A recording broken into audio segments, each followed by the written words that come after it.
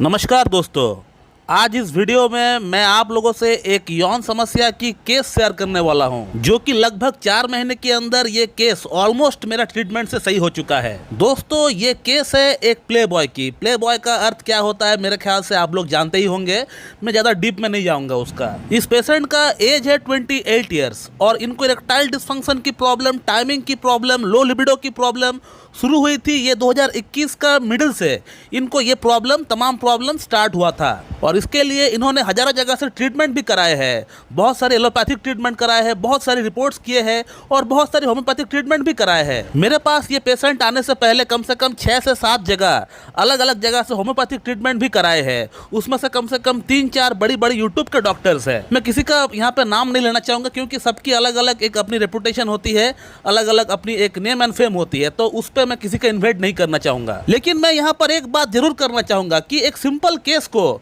जो कि अगर अच्छी तरह से अगर केस टेकिंग किया जाता तो ये केस को सॉल्व करना कोई बड़ा बात नहीं है। मेरे पास ये पेशेंट 2 ही महीने में फिट हो चुका था। आज तो 4 महीना हो चुका है इनका ट्रीटमेंट हमारे पास चलते हुए, तब मैं केस बता रहा हूँ। लेकिन ये पेशेंट मेरे पास जब 2 ही महीना इनका हुआ था ट्रीटमेंट को चलते हुए, तभी ये पूरी तरह फिट हो गए थे। मेरा उन लोगों से ये सवाल है कि अगर इस केस को मैं 2 महीने में सॉल्व कर सकता हूँ तो आप लोग इस केस को साल भर इसको ट्रीटमेंट किए, 2 साल कम से कम इसका इलाज किए, तो 2 साल में किसी एक भी होम्योपैथिक डॉक्टर ने इसको सॉल्व क्यों नहीं कर पाया? और ऐसा भी नहीं कि इस केस को सॉल्व करने के लिए मैंने कुछ चमत्कार कर दिया है या कुछ मैंने बहुत बड़ी कुछ अलग से कुछ कर दिया है, ऐसा कुछ नहीं। मैं भी आप लोगों की तरह एक होम्योपैथिक डॉक्टर ही हूँ, तो अगर मैं इस केस को 2 महीने में सॉल्व कर सकता हूँ तो आप लोग क्यों नहीं कर पाए? मेरा ये सवाल है आप लोगों से। तो आप लोगों से कहाँ पे चूक हुई है? क्यों इस पेशेंट का प्रॉब्लम आप लोग सॉल्व नहीं कर पाए? आज इस वीडियो में ये बताने वाला हूँ आप लोगों से। दोस्तों, आज इस वीडियो में थोड़ा हम लोग टेक्निकल टॉपिक पे बात करने वाले हैं, तो अगर आपको होम्योपैथी में कोई रुचि नहीं है तो आप लोग इस वीडियो को यहीं पे स्किप कर सकते हैं या यहीं पे स्टॉप कर सकते हैं, या फिर पेशेंट का फीडबैक देखकर, जो कि मैं अंत में बताया हूं, उसको देख के आप लोग वीडियो को स्टॉप कर सकते हैं। या होम्योपैथी में अगर आपको रुचि है या होम्योपैथी अगर आप लवर है तो आप इस वीडियो को देख सकते हैं। दोस्तों, ये पेशेंट आज से 4 महीना पहले हमसे ऑनलाइन कंसल्ट किए थे। इनका जो प्रॉब्लम था वो ये है कि इनको इरेक्टाइल डिस्फंक्शन की प्रॉब्लम है, टाइमिंग बिल्कुल खराब हो चुकी है, लिबिडो बिल्कुल इनका 0 हो चुका है। लेकिन ये जो प्रॉब्लम है इनको पहले नहीं थी। ये प्रॉब्लम अचानक इनका अंदर डेवलप हुआ कोविड का वैक्सीन कराने के बाद, कोविड वैक्सीनेशन के बाद ये प्रॉब्लम स्टार्ट हुआ, ऐसा इनका कहना है। उससे पहले ये पेशेंट बिल्कुल सही था, उसमें कोई प्रॉब्लम नहीं थी, वो अपना काम बिल्कुल सही तरीके से कर रहा था। तो ये जो भी तमाम समस्या उत्पन्न हुई है, उनका ऐसा मानना है कि ये वैक्सीनेशन के बाद से ही शुरू हुआ है।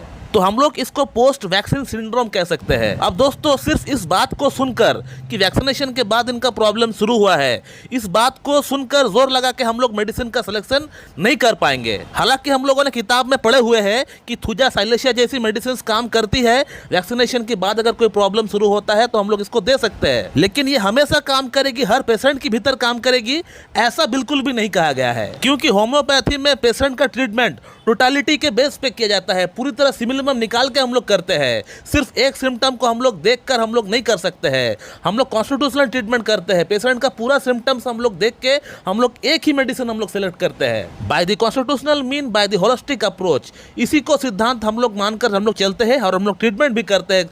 सभी पेशेंट का इसी सिद्धांत के आधार पर हम लोग ट्रीटमेंट करते हैं। तो इनका हमारा तरफ से केस टेकिंग किया गया और केस टेकिंग में हमने ये देखा कि he is a chilly patient. इनको ठंड से परेशानी बढ़ जाती है, ठंड के महीनों में इनकी परेशानी बढ़ जाती है। और सेकंड सिम्टम जो हमने लिया वो ये है कि ill effects of vaccination, vaccination के बाद इनका अंदर प्रॉब्लम शुरू हुआ, जो कि पेशेंट प्रोमिनेंटली बार बार इस बात को वो दोहरा रहा है, तो इसको हमको लेना पड़ेगा। इनका थर्ड सिम्टम यह है कि पेशेंट का बॉडी के अंदर 3-4 मस्से, वार्ड जिसको हम लोग इंग्लिश में बोलते हैं, वो डेवलप हो गया 1 साल के भीतर, और वो भी बॉडी की लेफ्ट साइड में, यानी बॉडी की जो लेफ्ट साइड है, नेक की वहां पे 1-2 वहां पे डेवलप हुआ था और आर्म पिट के वहां पे 1 मस्से वहां पे डेवलप हुआ था। टोटल 3 मस्से डेवलप हो गया 1 साल के अंदर। इनका फोर्थ सिम्टम हमको ये मिला कि इनको प्याज खाना यानी ऑनियन खाना बहुत पसंद है। फिफ्थ सिम्टम यह था कि इनका माइंड के अंदर एक अजीब तरह की डिल्यूशन हम लोग कह सकते हैं, एक अजीब तरह की इल्यूशन चल रहा है इनका माइंड के अंदर। उसको ऐसा एहसास हो रहा है कि उसको कोई छूने का प्रयास कर रहा है, कोई उसको देख रहा है,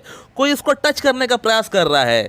ये मन के अंदर एक अजीब तरह की, हम लोग इसको डिल्यूशन कहते हैं, एक अजीब तरह की इसका डिल्यूशन जो है इसका माइंड के अंदर डेवलप हो गया है कि उसको कोई चुप चुप के देख रहा है, कोई इसको छूना चाह रहा है, कोई इसको कुछ बोलना चाह रहा है। इस तरह का एक अजीब सा इनका माइंड के अंदर थॉट्स डेवलप हो चुका है। इवन कि सपनों में भी ये मरे हुए आदमी के सपने देखते हैं।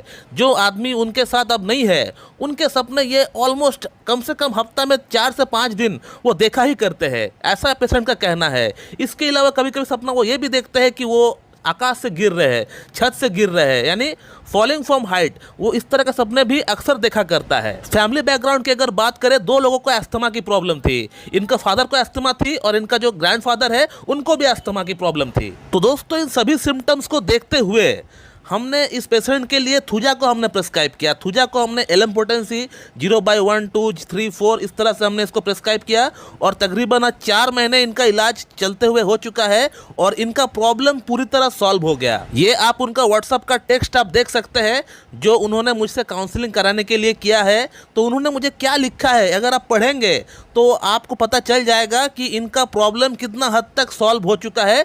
थुजा से हमारा ट्रीटमेंट से सॉल्व हो चुका है। और अब सवाल आता है कि हमने इनको थुजा ही क्यों प्रिस्क्राइब किया। तो दोस्तों, थुजा प्रिस्क्राइब करने के लिए 4-5 जो हमने पॉइंट्स आपको गिनाए, ये सभी सिम्टम्स थुजा की ओर इंडिकेट कर रही थी। Thuja is a chilly patient, जैसे कि मैंने आपको बताया थुजा एक चिली पेशेंट है।